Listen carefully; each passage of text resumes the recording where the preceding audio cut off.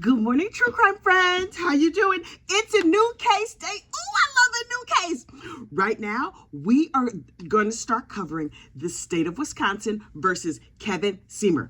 Yo, batten down the hatches. This one is a little bit crazy. Also, ideally, this one will not trigger anybody's trauma like the last case did. So we are very, very much looking forward to that. But first, you know what you need to do. Please like this video and subscribe to the channel. Okay, picture it. Someplace in Wisconsin, like a couple of years ago, Josh Davies and his wife and another couple go into a wine bar. And I was like, oh, wine bar, that seems very classy. Like you're going to keep your pinkies out and you're going to drink some Zinfandel. I don't know wine. I have not had alcohol since 1996. So please forgive me if I get confused about all the wines and stuff. Okay, so Josh Davies and his wife go on a double date with another couple, and they go to this wine bar, and they're having a very, very lovely time. No sooner than they walk in, though, they ran into this perfect stranger. They do not know this man, not at all. Kevin Sehmer. Kevin is sitting there, and he looks them up and down, and he's like, oh, I see you have a lot of tattoos. You've defiled God's work. I'm sorry, what? You've come down here to the bar to preach me a whole sermon about how I should not have my sleeve of tattoos. Okay, sir, how about you commence to minding your business? How about that? How about that? Anyway, does wine make you nosy? I mean, listen, I'm naturally nosy. I never needed alcohol to make me nosy. Anyway, so they're there at the wine bar, and this Kevin Sehmer just keeps going on and on and on. And then he's like poking his finger in this Josh's face about his tattoos, and your tattoos are sinful and you've defiled God's work. Sir, can you just be quiet and enjoy your Merlot? Is that the name of a wine? I think that's a paint color. Anyway, so they keep going back and forth, and I'm like, I don't understand this. I don't. Sir, are you just being like super self-righteous here down at the bar? I don't get it. So anyway, finally, Josh and his party, him and his wife and the other couple that they're hanging out with, are like, okay, let's go sit over here because this dude is a fool. So they move to another spot. Kevin Sehmer is like following them around the bar, not following them because apparently it's not a really big place. He just keeps making comments, Meanwhile, through the course of the evening, everybody keeps drinking. Can you get like that drunk off wine? Listen, in my mind, wine drunk is what like ladies get at play dates and Real Housewives. I didn't think you could get like bar fight drunk on wine, but they also had craft beer and spirits. I'm guessing that the spirit they had was not the Holy Ghost. Something tells me. And craft beers, I have no idea what that is. A cup of beer with like glitter on the rim, that's crafty. This is like a whole foreign language. Maybe we'll learn together. Last time I was drinking, I was drinking Mad Dog 2020 at Boone's Farm. Oh, if they was drinking Boone's Farm, I could see where you could get into a fight. So anyway, this dude is following him around the bar, making all these little comments. Finally, it's getting late. Josh and his wife are like, okay, let's go. The two guys go outside. Josh and his friend who was on the double date, they go outside. They're like, okay, we're not going to do this. This dude is clearly like out of his mind. He's drinking his beer with the glitter in it or whatever he's drinking. I don't know. And so Josh's wife stays behind and it's like, hey, dum-dum, come here. Let's talk. Clearly you're an idiot, but let's calm this down. Let's all be friends. Next time we come back, I'll buy you a spirit or a craft beer or a glass of Kim Crawford or whatever. And so they're like, okay. And they make friends, sort of. They calm things down. Josh is like, where is my wife? You know how it is. Listen, you're trying to leave the party and your partner is still in there running their mouth. Child, that's the story of my life. Only I'm the one still running my mouth. So Josh is like, honey, come on. I'm ready to go home. It's getting late. And Mr. Big Mouth, who was going to preach a sermon in the wine bar, was just like, okay, calm your knickers, dude. That's not a quote. I'm summarizing clearly. And so Josh and his friend are like, come on, leave that idiot alone. I can't believe you're still talking to that jerk. Only they use stronger language than jerk.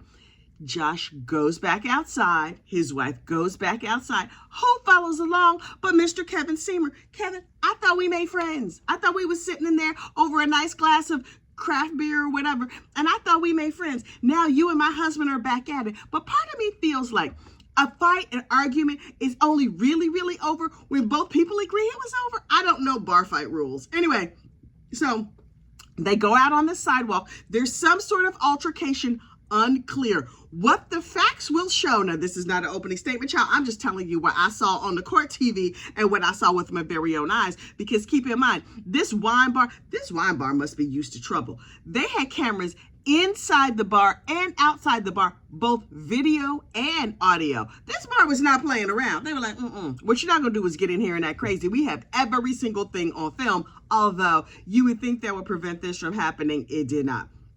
So they go outside, and Mr. I'ma preach you a sermon, Kevin Sehmer, punches Josh in the face. Punches him so hard, knocks him unconscious. Sir. Also, Kevin Sehmer is a big, big dude. Punches Josh in the face. Josh falls out and bonks his head on the sidewalk. The boncation caused him to have some sort of brain situation or whatever, and he went in and out of consciousness for 27 days, and then he died. All of a sudden, this aggravated battery where like big Kevin Sehmer punches little Josh, this battery has turned into an unfortunate unaliving. And I'm like, they just went out to get a drink, and now you end up in some nice silver handcuffs. Oh my goodness. So I was just like, okay. I feel like I know what happened. I feel like clearly Kevin Sehmer is very, very guilty and needs to go to jail. Why are we here? What I just recounted to you was from the state's opening statement. And I was like, well, obviously there's another side to this story. The defense gets up and gives a whole other version of this story. Not a whole other version, but key factors were changed. And I was like, okay, defense, what you got to say? According to the defense attorney, these are the defense attorney's words. Yes, my client was drunk. Yes, he was stupid. And yes, he was antagonizing a perfect stranger. He was pointing at him. He was yelling at him. My client started the fight. And I was like, sir, then why are we here? He's like, what you don't understand is that, at the end of it, like when they were all fussing back and forth and the guys left, my client, Kevin Sehmer, ended up making friends with Mrs. Davies, with the wife. Oh, they were talking. They were, exchanging like recipes or whatever. I don't know what they was doing, but they was kikiing, and he had his arms around him, and it was all love. It was all good. Everything is fine. And then Josh comes and pokes his head in, and he used profane language. And yes, my client is a big Mama Luke, and he picks on people that he doesn't know at random bars, but he is a gentle spirit. And so he was just like, oh, Josh Davies used profane language to me. I do not enjoy that. I'm going to go outside and just let him know that maybe he should not use that kind of language with me. According to Kevin Sehmer, Josh, the tattooed dude, was holding a metal bar stool and threatening Kevin Sehmer. And I'm like, was that on video? Because we got all the video from inside the bar. Reportedly, this bar has video inside and outside. Where's that outside video? I really, really need to see it. The only video they showed in opening statements was video that was shot from inside the bar through the glass of the front window. So I'm like, it's really hard to tell what happened. According to Mr. Sehmer, he went outside to have a little chitty chat with Josh after the lovely evening they had together, even though they were perfect strangers prior to this time. And Josh picked up a metal bar stool and threatened to hit him with it. And so Mr. Sehmer, drunk though he may have been, had no other choice but to punch Josh to stop the momentum of the bar stool. And Josh was very, very drunk, which tells me maybe he was drinking the Mad Dog 2020 or the Wild Irish Rose selection from the bar. He was very drunk and he fell down, not because Mr. Sehmer punched him. He fell down because he was super drunk and bonked his head. And that's what caused him to be no longer on this mortal coil. And I'm like, cool story, dude.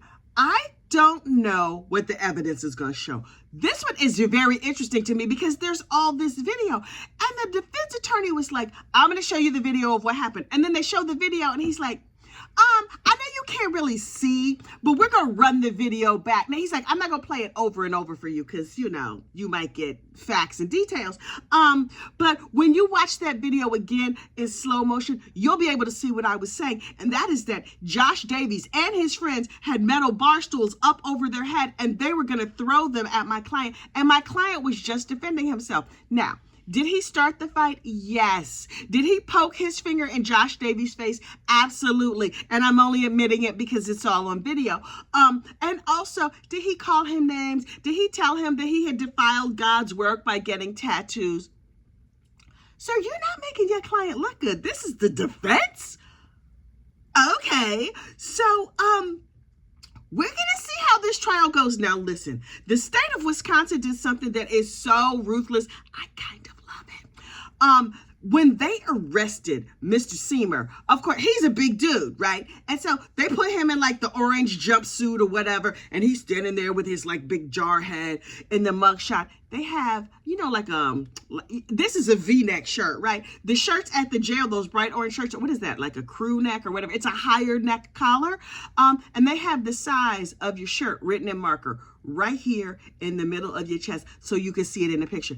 Let me get this straight, Wisconsin. This dude is up here with a mugshot. Now, first of all, it's bad that you have a mugshot to start with, but okay, sometimes that happens.